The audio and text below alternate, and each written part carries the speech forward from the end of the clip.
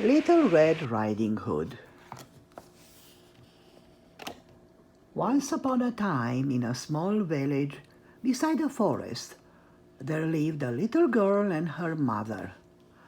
The little girl was always seen wearing a red hooded cloak and came to be known as Little Red Riding Hood.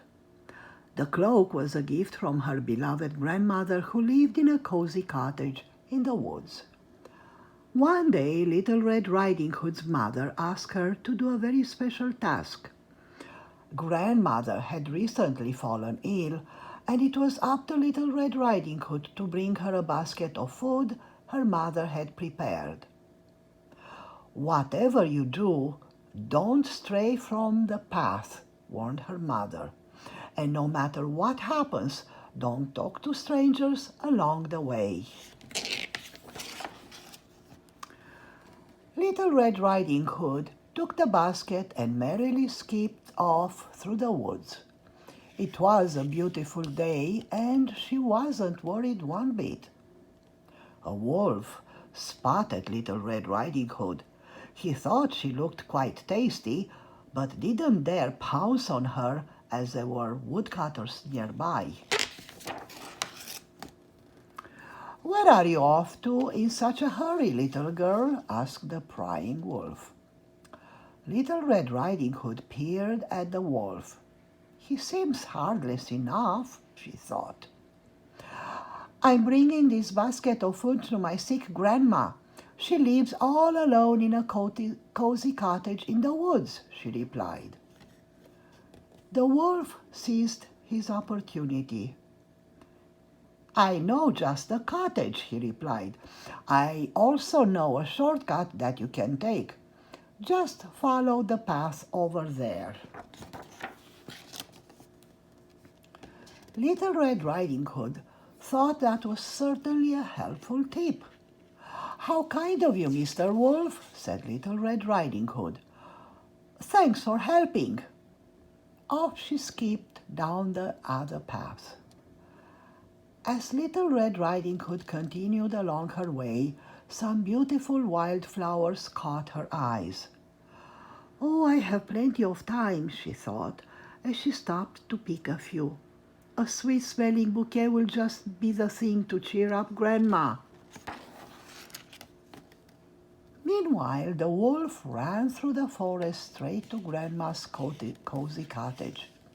He knew that it would be some time before Little Red Riding Hood arrived.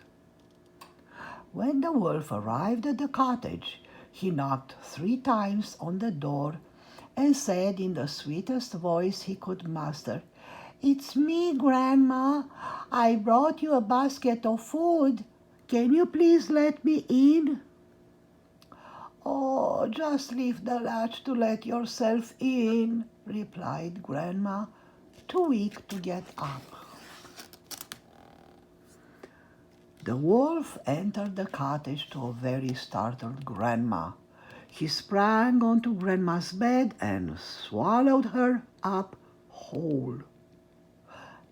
Next, the wolf put on Grandma's pajamas to disguise himself. Then he climbed into Grandma's bed and pulled the blanket up to his chin to wait for Little Red Riding Hood. Little Red Riding Hood finally arrived at Grandma's cottage and was surprised to see that the front door was wide open. "That's not like Grandma," she thought, but she entered the cottage all the same. "Hi, Grandma," said Little Red Riding Hood. "I hope you're feeling better today. I brought you a basket of food from Mother, and I picked up these flowers on my way here." "Just put everything on the table, sweetheart, and come closer where I can see you," said the wolf in his best grandma voice. Little Red Riding Hood noticed that her grandma seemed a little strange, but decided that it must be her cold. Little Red Riding Hood approached her bed cautiously. "Oh, Grandma, what big ears you have," she said. "All the better to hear you with, my dear," replied the wolf. Little Red Riding Hood crept closer for a better look. "Oh, Grandma, what big eyes you have!" she said, surprised.